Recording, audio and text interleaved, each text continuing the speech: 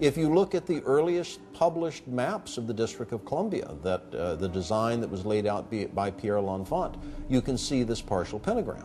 But it is just that, a partial pentagram. Rhode Island Avenue does not connect all the way through to Connecticut. I've always wondered to myself if we Masons are so all-fired powerful that we can have this satanic device put in the streets, how come we weren't smart enough or powerful enough to have it completed? But as I understand the use of the pentagram, it's the fact that it is a complete symbol that gives it its power and force. I've never heard of anything being associated with an uncompleted pentagram. Dr. Morris's assertion might seem complete, except for the fact that the unfinished or broken pentagram is a well-known symbol in the occult. Manly P. Hall writes of the uses of the pentagram in his book, The Secret Teachings of All Ages. He says, the pentagram is used extensively in black magic. The star may be broken at one point by not permitting the converging lines to touch. It may be, of course, Hall wrote these things in the early part of the 20th century. But is there a record of a partial pentagram found during the Revolutionary era? The answer is yes.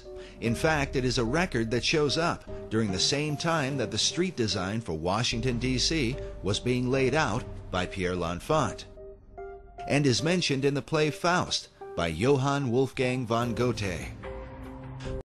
Goethe published the first edition of Faust in 1790, in which he mentions a partial pentagram in the dialogue between Faust and Mephistopheles, the devil whom he has conjured.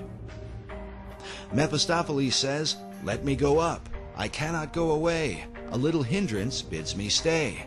To which Faust replies, "The pentagram? That's in your way? You son of hell, explain to me, if that stays you, how came you in today?" To which Mephistopheles says, "Observe it closely. It is not well made. One angle on the outer side of it is just a little open, as you see." While Goethe published his first edition of Faust in 1790, it was between 1791 and 1792 that Pierre L'Enfant drew up the initial street design for Washington, D.C.